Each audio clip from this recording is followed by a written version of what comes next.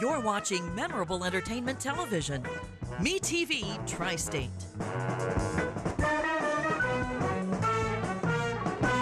This year in the Tri-State, 1 out of 8 people will be in an accident. Would you know what to do?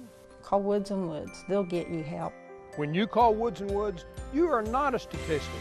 You are our client, and we will fight to get the money you deserve. And that's what Mike did.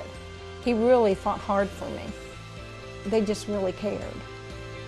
If you've been injured, call 1-800-544-2108. Let Woods & Woods work for you. You don't owe us a dime unless we win your case. Tri-State Voices, an open discussion with area leaders on issues affecting communities throughout the Tri-State. Now here's your host, Mike Woods. Good morning. Welcome to Tri-State Voices. Hi, I'm your host, Mike Woods. Tri-State Voices is jointly sponsored by the City County Observer, WTSN, and Woods & Woods. Every week we talk to a community leader about issues that are important to all of us. Today we're honored to have Mr. Bruce Ungethiem. Bruce worked at Me Johnson for 36 years. He was an engineer. He is a graduate of Rose-Hulman University. Throughout Bruce's life, he's been active in the community. He's been a volunteer fireman, an EMT. He's been involved in probably more community things that I could possibly list on this show. He really came into the political arena some years ago when Azteca, a plant in the northern part of the county, was emitting a horrible smell. And a lot of the citizens rose up, mainly led by Bruce, to force them to correct their procedures so that they wouldn't make the place stink. Several years ago, there was the consolidation issue, and Bruce was actually the leader of the consolidation, against the consolidation, and that was pretty soundly defeated by about a 2-to-1 margin. Bruce is now running for county commissioner in Vanderburgh County in the Republican primary against Marcia Abel. Bruce, welcome. Thanks, Mike. You've been involved throughout your life in many, many different things. Why are you running for county commissioner? Well, one of the things that I wanted to do once I retired about 3 years ago, was to get more actively involved in community affairs. I got involved in the consolidation issue and monitored some of the other issues that the county government was dealing with. And what I determined as I got involved in that is that our county leaders were not really listening to what the people were telling them about how they wanted their county government to function. A case in point is the consolidation issue, where 2 out of the 3 county commissioners were in favor of consolidation, but 2 out of the 3 people in Vanderburgh County voted against it. So I decided that my best avenue at that point in time was to get involved in county government, and I decided to run for county commissioner. I want to be the commissioner who listens to the people and represents those people in county government. I want to bring the professionalism and the management and leadership skills that I've developed over the years at Me Johnson to county government, so that we can make county government work more efficiently, to lay out a plan for the future, to set priorities that we need for the future, and to take our county into the future. Would you explain to our viewers how the county government is structured and exactly what the county commissioners do? Well, the county commissioners are the executive branch of county government. That has been established since the state of Indiana was established back in 1816.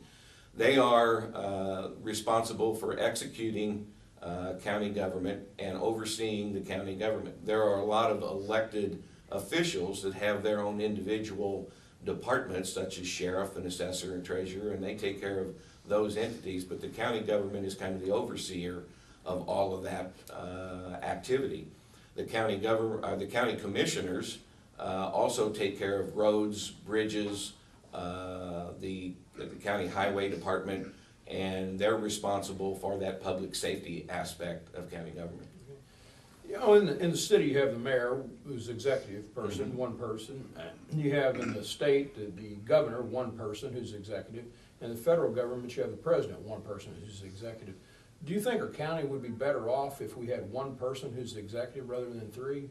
No, I actually don't. I think county government is the closest government to the people, and the government that should be the most open to the people's needs and wants. If you look at the mayor's position, a lot of the decisions that the mayor makes are made in his office behind closed doors, and the people do not have the ability to voice their opinion on those decisions made by the mayor. In county government, the county commissioners have open meetings where the people can come and voice their opinion. The county commissioners then take that opinion into consideration before they make a final decision. It is a checks and balances system, if you will, in government that means that 2 out of 3 people have to agree on something for it to go forward in county government, and that keeps the consolidation of power from becoming as much of an issue. Okay. So I guess the difference between the county commissioners and the county council mainly is appropriating the monies. Yes, they set the budget. They're responsible for setting the budget each year, for going out to all of the different departments and getting the request for budget and putting the budget together. And then they monitor that budget over the course of the year to make sure that that it is spent according to budgetary conditions. If we have an emergency where you have to move money from one location to another, then the county council comes into play, and they actually reappropriate those funds. One of the things that surprised me when I look at the county commissioners is the number of boards that they control and people they appoint to those boards. I think if I counted it right, there's about 34 different boards that they control. And it controls everything from zoning, health, fire and safety, drainage. I mean, if you pick something, they appoint somebody to these boards. And the general public's not very much aware of those boards, are they? Not generally, because they don't, in a lot of cases, they don't meet in a public forum when they meet for different board meetings. That's a type of government that was established by the state of Indiana to put these various boards together to go out and study different issues, be it drainage, be it the old courthouse, be it whatever. And then those boards will report back to the county commissioners and make recommendations, but the final decision point still resides with the county commissioners. Of course, it seems like with 34 separate boards, maybe the final decision rests with the county commissioners, but the reality is it seems like there's a lot of power granted to these non-elected people, but I don't know what else you can do. I mean, it's such a massive job, and it's not possible for the commissioners to individually do all these different things. Well, yeah, there is a lot of decision capability within those boards, and that's why it's important for the county commissioners to take their time in finding qualified people to appoint to those boards. A friend of mine has told me many times, very successful person, that he may not know everything there is to know about a particular subject, but he'll find the best people he can find on that subject and get them to make the decisions and then listen to what they have to say. Well, and of course, if you look at those boards, one of the tricks has always been if you get somebody that knows something about an area, they're probably working in that area, and so they might have at least somewhat of a little bit of a conflict of interest, but I don't know how you're going to avoid that. Either you're going to have incompetent people or people who have some interest in it, so it's a tough situation in a way. It's a thing that the county commissioners have to manage. You have to put a balance of people between the people who understand the situation, understand the area, and people who understand the needs of the residents of Vandenberg County, and it becomes a balancing act so that you put enough people on there that you can get good information out of those boards, but not skewed one direction or the other. Obviously, you worked really hard to see the consolidation was defeated. So now that the election's over, it was defeated about 2-1. It was defeated both in the city and in the county. I mean, it got waxed, and you worked hard to do that. Is that dead? Is that an old issue that's never going to come back, or is that still with us? I think it's still viable, or it's still out there and alive. The first time consolidation was tried was back in the early 70s. It's been talked about 3 or 4 times since then. It came back in 2012 to a referendum vote and got beat 2-1. And it will stay in the background. I don't think it will be in the next 5 or 10 years that we'll see it, but it'll stay in the background, and it at some point in time may come back up and be considered again. Consolidation in its purest form makes sense in some situations. The problem with the proposal that they put together in 2012 is that it consolidated too much power in the hands of one person, the mayor, and there was no checks and balance system in the plan that was put forth to keep a person from grabbing control in the mayor's position and basically running the government without any input from other people. One of the things that surprised me in the consolidation proposal was that it didn't do anything to the police departments. And so if you had somebody literally looking down the street, if somebody committed a crime on the right side of the street, there'd be the city police. And if that same person then committed a second crime on the left side of the street, it would be the sheriff, right? What would be your proposal dealing with the police departments? Well, the original proposal that came out of the committee actually had the police department and fire department consolidated into one government under the sheriff's department.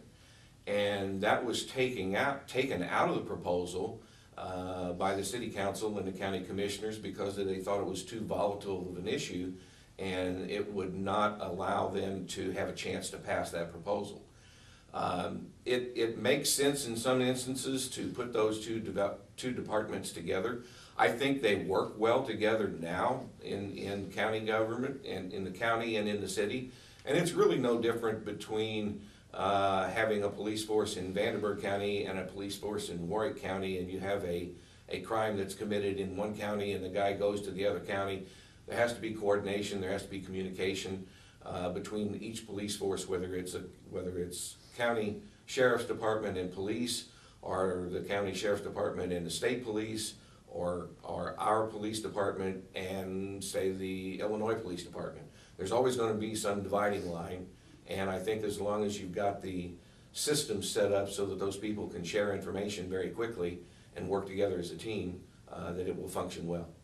When I was a prosecutor, we regularly had times like somebody would be burglarizing homes, would be multiple counties, and it was never a problem, really. Right. Working together with the other prosecutors. Yeah, the key is communication and getting the information out quickly and understanding where that crime occurred and where that person might be. And with technology today, with the internet and with the communications, it's a very minimal issue, I think, to the police departments. As the county gets more and more populated, you know, out in Scott Township, that's one of the fastest growing parts of the county.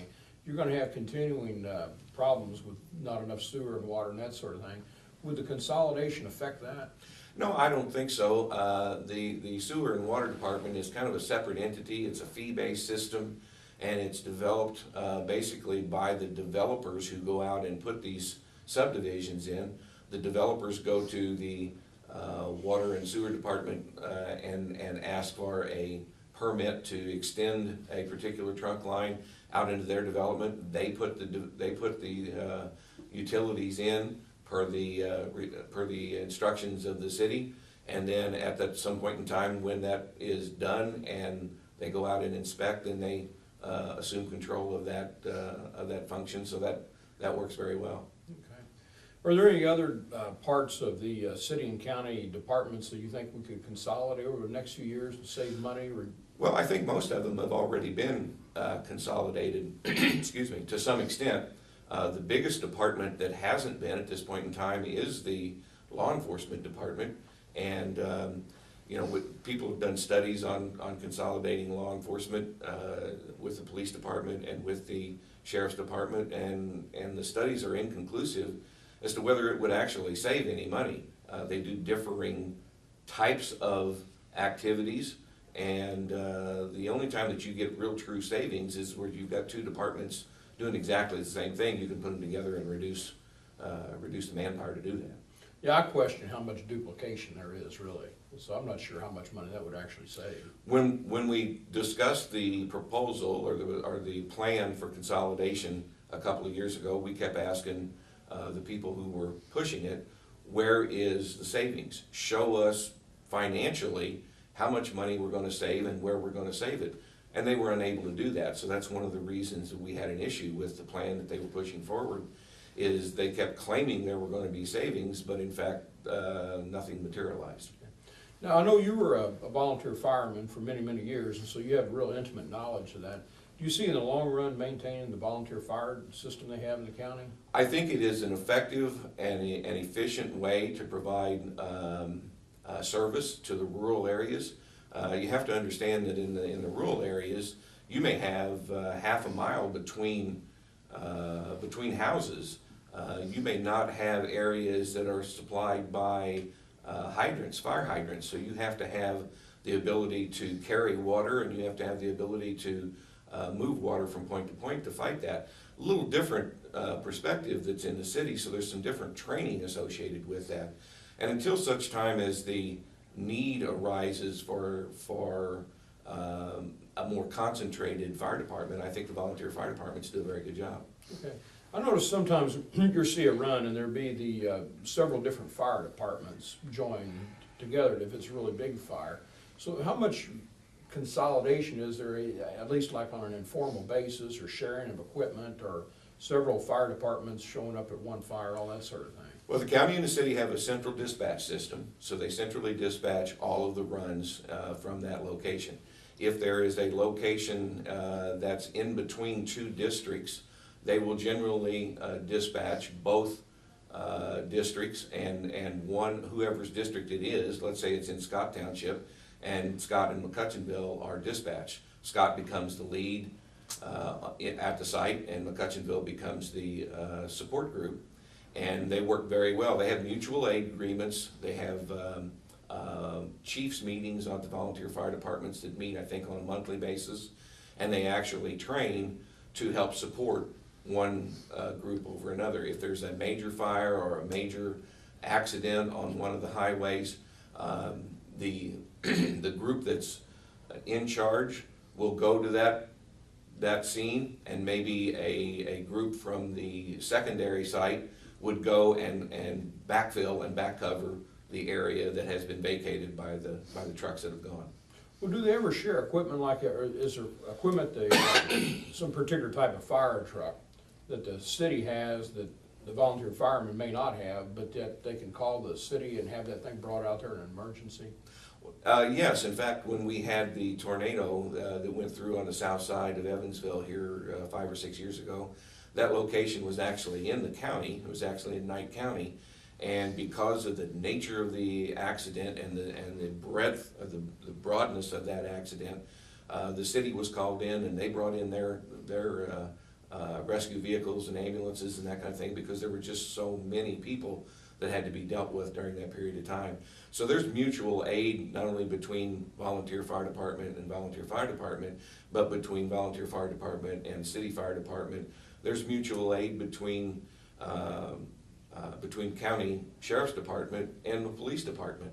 There are certain things that the police department have that the county sheriff's department don't have. SWAT team to be one. And if a situation arose where out in the county there was a SWAT team required, well, obviously the sheriff would call the police chief and say, hey, we need your assistance. And that happens almost seamlessly. Okay. It seems to me that by far and away the big issue facing the county commissioners over the next few years is the budget. When you boil it all down, I mean, the county is getting squeezed the same way the city is getting squeezed, the state, the federal, everybody is, all branches of government. But I think last year, if I remember the numbers correctly, the county budget was cut from about $53 million to about $48 million. And you've got certain costs that are guaranteed to go up. Health insurance is going to go up, and fuel costs right now are up. We haven't got the final bill from the roads. We'll talk about that in a minute. But the roads got a terrible beating from the rough winter. What's going to happen with the city, the county budget over the next 3-4 years? Well, it's going to be a tough road to go down.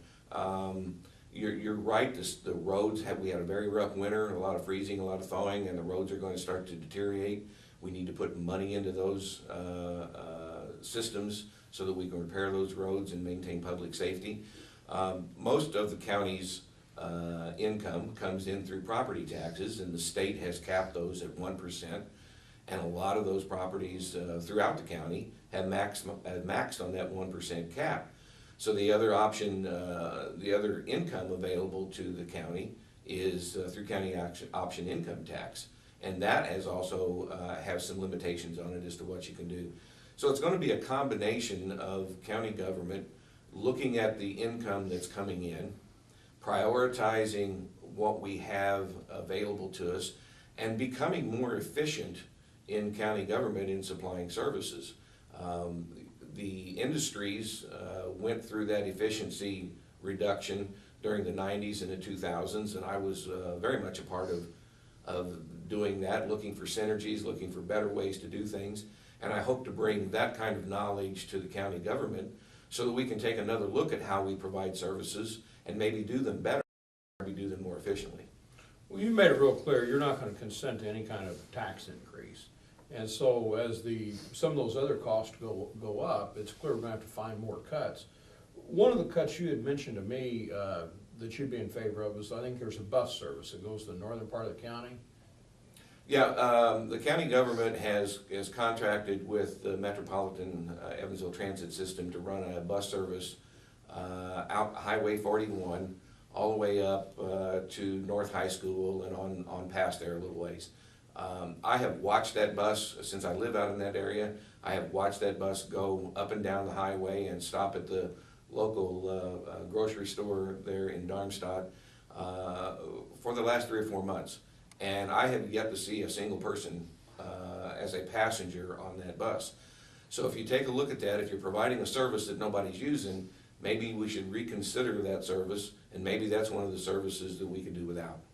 You'd also mentioned there's other things that you thought you could do more efficiently. I think you'd said about the Area Planning Commission and code enforcement, move those offices closer together. Yeah, if you take a look at at how departments interact with each other, a lot of times departments need to be do a lot of interaction, and yet some of those departments are not in close proximity to one another. A good example is the Area Plan Commission and the County Engineer's Office are not even in the same building. I think what we need to do is start to map out the processes that we have in our county government and determine where we can make changes to make those processes more efficient.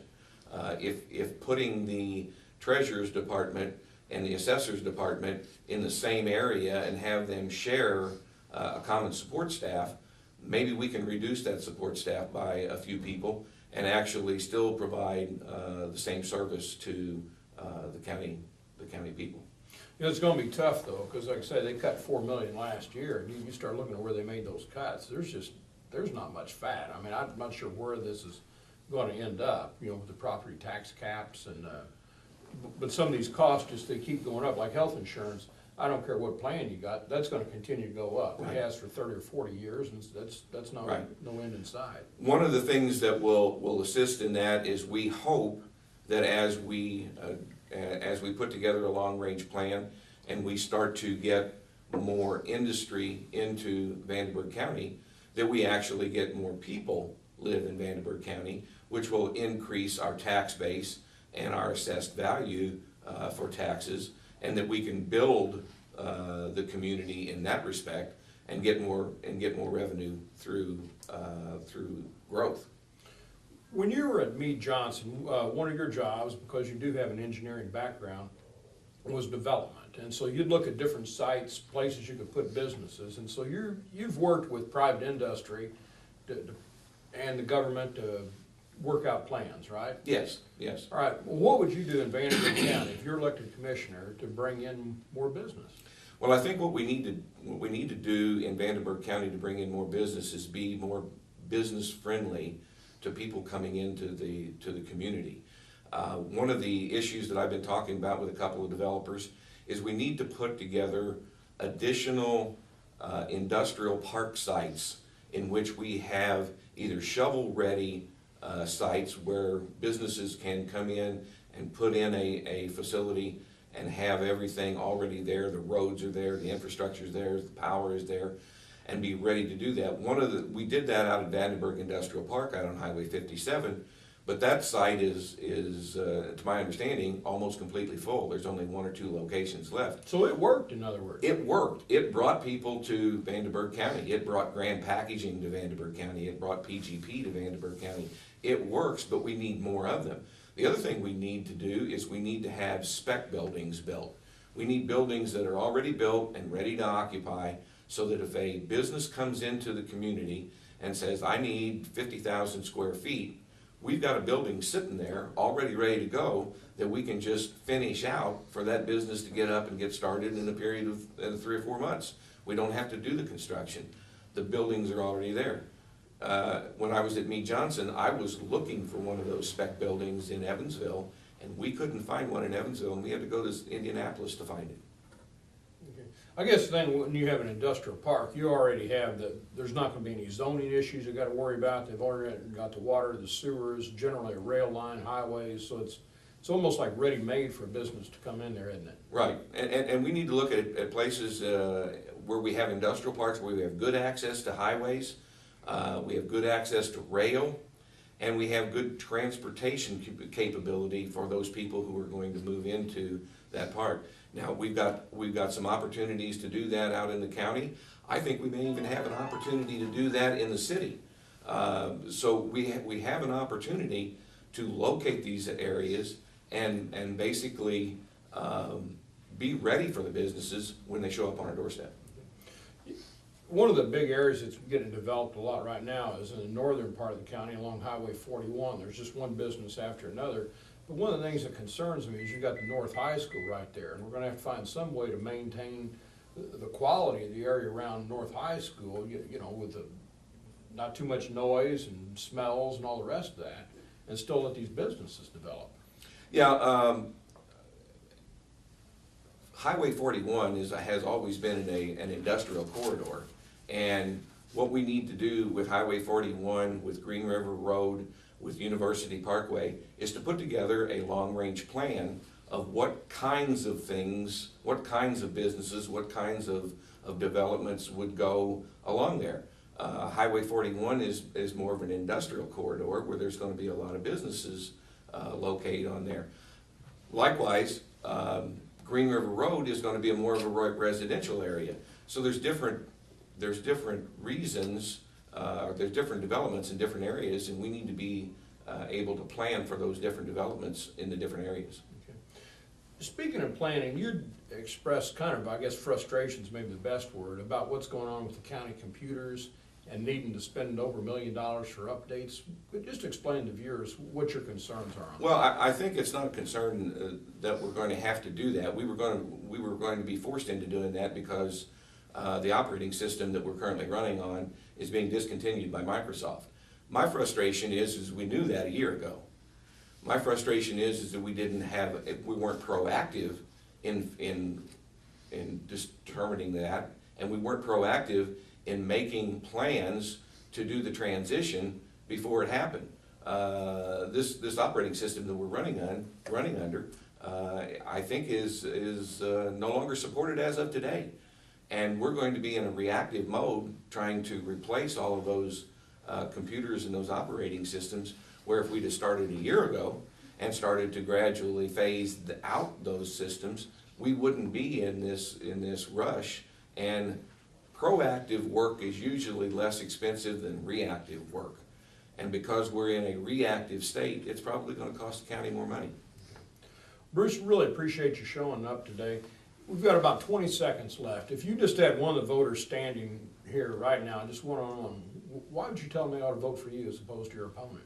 Well, I think they need to vote for me because of the experience and the professionalism that I'll bring to Vandenberg County, the fact that I can bring management style and leadership style to the county commissioners that we've been lacking in the last few years, and the fact that I will listen to the voters and listen to the residents when they come to the meetings, and I will be their advocate in county government.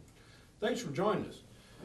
Next week, we're going to have Steve Lockyer of the Vandenberg County Coroner's Office. A lot of people think that Steve might be running for coroner, and we look forward to talking to him. Thank you very much for joining us.